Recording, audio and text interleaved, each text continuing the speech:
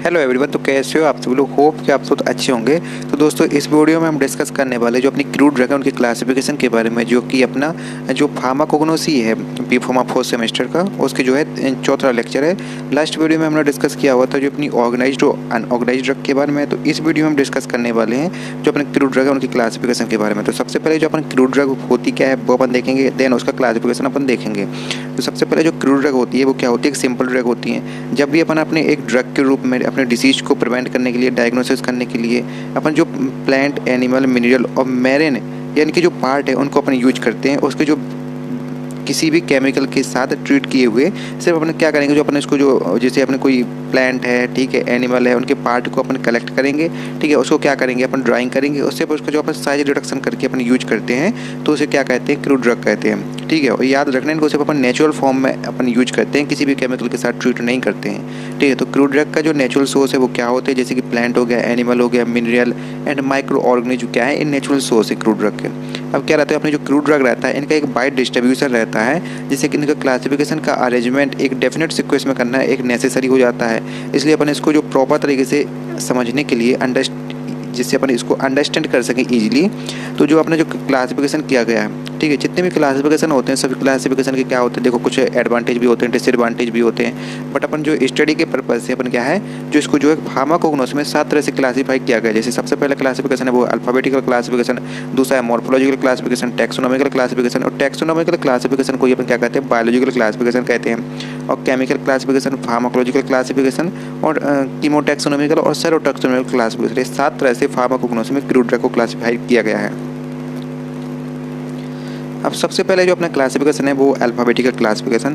तो इस क्लासिफिकेशन में अपन क्या करते हैं, जो अपने क्रूड ड्रग के जो लैटिन और इंग्लिश नेम होते हैं, ठीक है, उनको एक अल्फ़ाबेटिकल फॉर्म में या ऑर्डर में अरेंज करके अपन इसको क्लासिफिकेशन कहते हैं। ठीक है, तो ये क्या रहती है, जो क्विक रेफरेंस के लिए सूटेबल होती है, और जो अपने जो इंटर रिलेशनशिप होता है जो ड्रग के बीच में, उसको किसी भी तरह का इंडिकेशन नहीं देता है। ठीक है, तो जो कुछ फार्माकोपिया है और रेफरेंस बुक हैं जिनमें क्या है, अपना जो क्लासिफिकेशन दिया गया है, ठीक है, अल्फ़ाबेटिकल फॉर्म में, तो वो यहाँ पर दी गई है। जैसे कि सबसे पहले यहाँ पर दी गई है इंडियन फार्माकोपिया, ब्रिटिश फार्माकोपिया और ब्रिटिश हर्बल फार्माकोपिया, ठीक है, और United state pharmacopoeia, British pharmacopoeia, European pharmacopoeia, ये सब यहाँ पर दी गई हैं। ठीक है, तो और भी हो सकती हैं, लेकिन यहाँ पर कुछ जो मैंने वो यहाँ पर लिख दी गई हैं। तो इसके एडवांटेज क्या है, सबसे पहले अगर अपन को किसी ड्रग का अपन को नाम पता है तो उसको अपन आसानी से अपन स्टडी कर सकते हैं प्रॉपर तरीके से। ठीक है, और जैसे ही अपन यहाँ पर कोई ड्रग है तो उसकी जो अपन ड्रग का एडिशन कर सकते हैं आसानी से, लोकेशन ट्रैकिंग, ये बहुत ईजी रहता है। ठीक है, अल्फ़ाबेटिकल क्लासिफिकेशन में, इसलिए अपन इसको सिंपल मेथड भी बोलते हैं। ठीक है,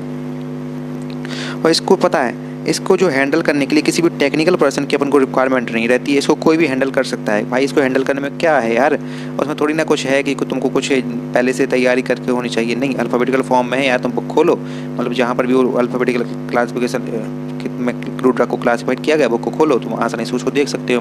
तो ये इसके एडवांटेज हो गए। अब डिसएडवांटेज क्या है, सबसे पहले तो इसका डिसएडवांटेज क्या है कि ये जो कहते हैं, ये ड्रग का जो सोर्स रहता है कि ये एनिमल सोर्स, इसका सोर्स क्या है, एनिमल है, मिनरल है, प्लांट है, इसके बारे में किसी भी तरह की इन्फॉर्मेशन नहीं देता है। उसी के साथ साथ इसका दूसरा डिसएडवांटेज क्या है, जो ड्रग का साइंटिफिक नेचर रहता है, यानी कि ये नहीं बताती है कि ड्रग क्या है, ऑर्गेनाइज्ड है या अनऑर्गेनाइज्ड है, मतलब कि किस ड्रग में जो है जो मतलब सेल पाए जाते हैं, किस ड्रग में सेल नहीं है, तो मतलब इसके बारे में किसी भी तरह की इन्फॉर्मेशन नहीं देता है।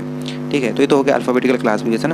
अब दूसरा क्लासिफिकेशन है वो है टैक्सोनॉमिकल क्लासिफिकेशन। इसी को अपन बायोलॉजिकल क्लासिफिकेशन या बोटनिकल क्लासिफिकेशन भी बोलते हैं। तो यहाँ पर जो टैक्सोनॉमिकल क्लासिफिकेशन में क्या होता है, अपनी जो ड्रग रहती हैं उनको टैक्सोनॉमिकल स्टडी के बेस पर क्लासिफाइड किया गया है। जैसे कि उसके जो phylum, order, family, genus, species, ये सब जो है टैक्सोनॉमिकल स्टडी के अंतर्गत आ जाती हैं, और इसको अपने बॉटनिकल क्लासिफिकेशन और बायोलॉजिकल क्लासिफिकेशन के नाम से जानते हैं। ठीक है, इस मेथड जो ये मेथड रहता है बेस्ड रहता है किसके, जो नेचुरल रिलेशनशिप होता है जो प्लांट और एनिमल के बीच में, उस पर। ठीक है, ऐसे क्या रहता है कि जो अपने बहुत सारी जो प्लांट और उनकी जो फैमिली पाई जाती हैं, उनकी जो कैरेक्टरिस्टिक होती है, मतलब जो उसकी जो कलर हो गया, ठीक है, साइज हो गया, मतलब उसकी जो टेस्ट में हो गया, ये सब क्या रहती है, इनमें थोड़ा डिफरेंट रहता है ना।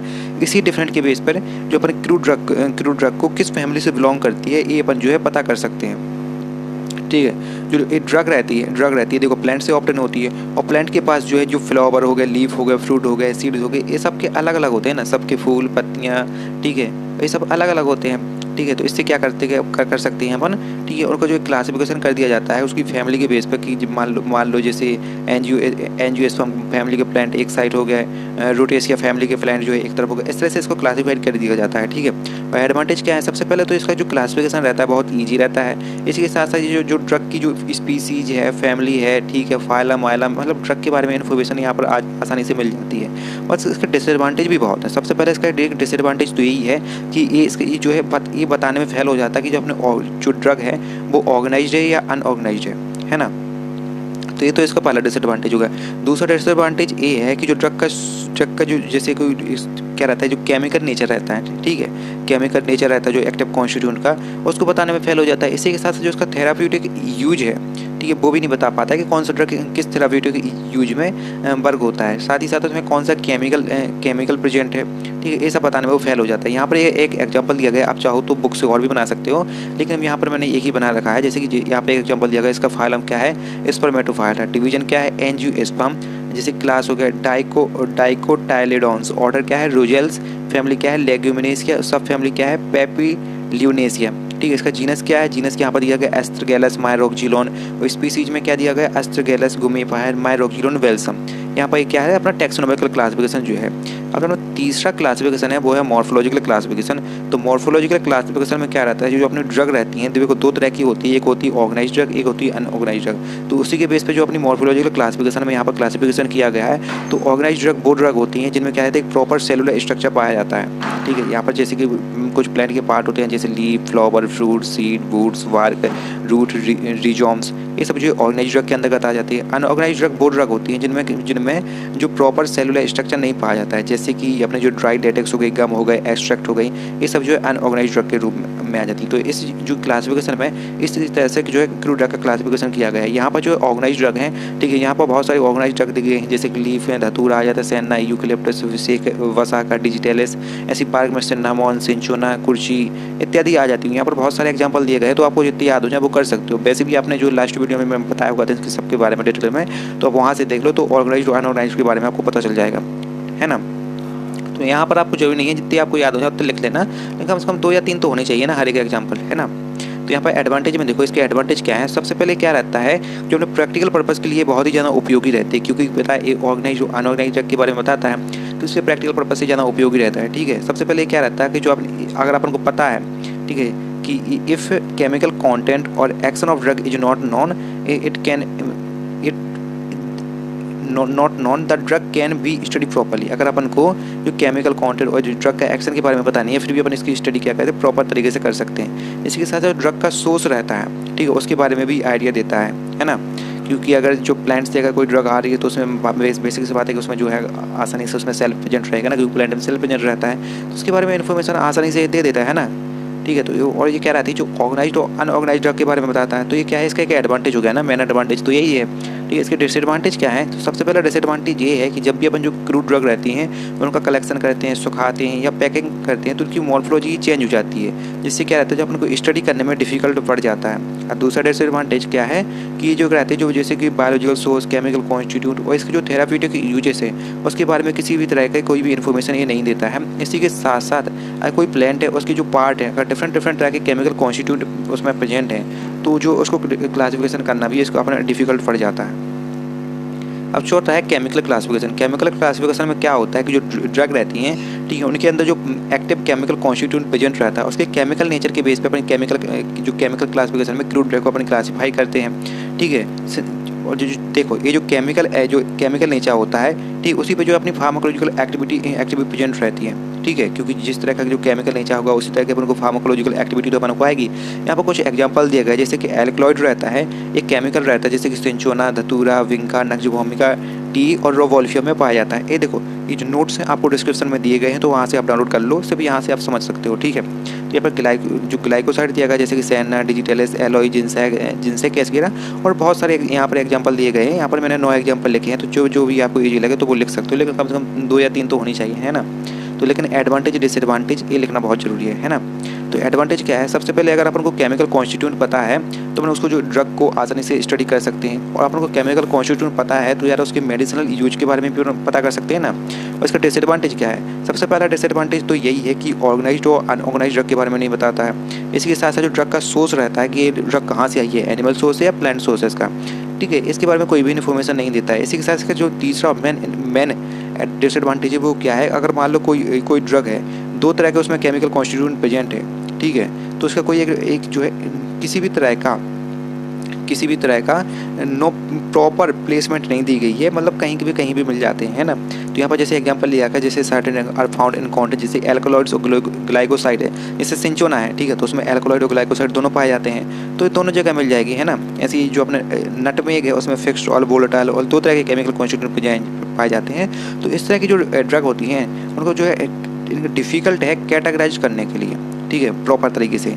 अब पांचवा क्लासिफिकेशन है वो फार्माकोलॉजिकल या थेराप्यूटिक क्लासिफिकेशन, मतलब उसके फार्माकोलॉजिकल यूजेस, ठीक है, या थेराप्यूटिक यूजेस के बेस पे यहाँ पर उसको क्रूड ड्रग को क्लासिफाइड करते हैं। तो यहाँ पर सबसे पहले जो इनमें क्या रहता है, जो केमिकल कॉन्स्टिट्यूएंट प्रेजेंट रहता है उसका क्या रहता है, एक प्रॉपर थेराप्यूटिक एक्शन रहता है या फार्माकोलॉजिकल यूज रहता है, उसी के बेस पे यहाँ पर क्रूड ड्रग को क्लासिफाइड किया गया है। इसके एडवांटेज क्या है? सबसे पहले अगर अपन को फार्माकोलॉजिकल एक्शन पता है तो अपन इसको आसानी से स्टडी कर सकते हैं। इसी के साथ इसका स्पेशल एडवांटेज ये है कि अपन को केमिकल कॉन्स्टिट्यूएंट के बारे में भी नहीं पता है, ठीक है, इसमें कौन सा केमिकल कॉन्स्टिट्यूएंट प्रेजेंट है, तो भी अपन इसको प्रॉपर तरीके से स्टडी कर सकते हैं, क्योंकि अपन को जो थेराप्यूटिक यूज और जो फार्माकोलॉजिकल यूज उनको पता है। तो ये तो एडवांटेज होगा। डिसएडवांटेज क्या है? सबसे पहला डिसएडवांटेज तो मैंने यही है, सभी में अधिकांशतः मिल जाता है कि ऑर्गेनाइज और अनऑर्गेनाइज ड्रग के बारे में नहीं बताता है, ना ही इसके जो ड्रग का सोर्स है, ठीक है, उसके बारे में कोई भी इन्फॉर्मेशन देता है। इसी के साथ साथ अगर कोई ड्रग है उसमें वो दो तरह के फार्माकोलॉजिकल एक्शन को शो करता है तो उसको क्लासीफाई करना भी मुश्किल हो जाता है। जैसे एग्जांपल दिया गया नक्जवोमिका जो होती है सीएन स्टिमुलेंट के रूप में भी वर्क करती है, उसी के साथ जो है बेटा टॉनिक के रूप में भी वर्क करती है। इसी सिंचोना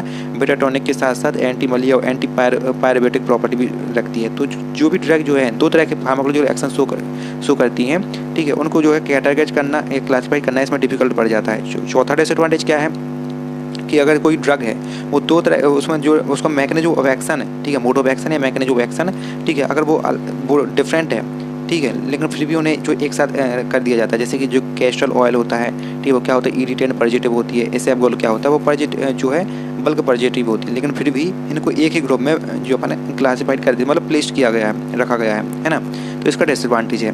पांचवा क्या है कि सबसे पहले तो जो है जैसे मॉर्फोलॉजी हो गई, टैक्सोनॉमिकल स्ट्रक्चर हो गए, केमिकल स्ट्रक्चर हो गए, इन सबको देखे बिना, मतलब इसके चाहे ड्रग का अलग अलग रहे लेकिन फिर भी उनको एक साथ कर दिया गया है, तो ये भी एक मतलब उनकी जो फार्मास्यूटिकल यूजेस के बेस पे इनको कर दिया जाता है, तो ये भी इसका एक डिसएडवांटेज हो जाता है। इसका एग्जांपल क्या है, जैसे सेना हो गया, कैस्टर ऑयल हो गया, colocynth are grouped together as positive laxative because of their pharmacological actions हैं, है ना।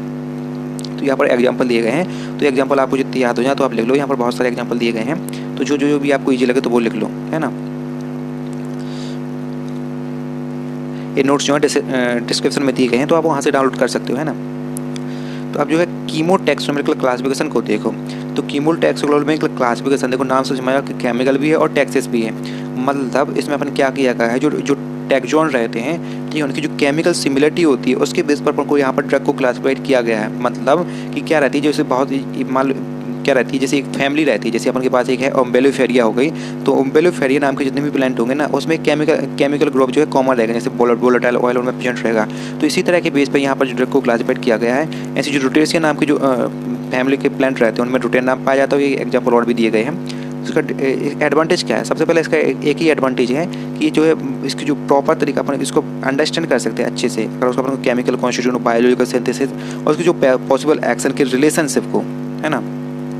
लास्ट है और कठिन भी है सबसे, सेरोटैक्सोनॉमिकल क्लासिफिकेशन है। तो इसमें क्या कहते हैं, जो अपनी सेरोलॉजी होती है उसकी एप्लीकेशन और यूटिलिटी के बेस पर अपन ड्रग को क्लासिफाइड करते हैं। सेरोलॉजी क्या होती है, क्या सेरोलॉजी को अपन डिफाइन कर सकते हैं कैसे, एंटीजन, एंटीबॉडी और जो एंटीबॉडी रिएक्शन होती हैं उनकी स्टडी को क्या कहते हैं, सेरोलॉजी कहते हैं। अब एंटीजन क्या होते हैं, तो एंटीजन वो सब्सटेंस होते हैं जो अपनी बॉडी में जो एंटीबॉडी पाई जाती है, ठीक है, उसके फॉर्मेशन को स्टिमुलेट करते हैं। अब एंटीबॉडी क्या होती है, ये हाईली स्पेसिफिक प्रोटीन मॉलिक्यूल होता है जो कि अपनी जो प्लाज्मा सेल रहती है, ठीक है, इम्यून सिस्टम में, ठीक है, उसमें जो प्रोड्यूस होती है ना।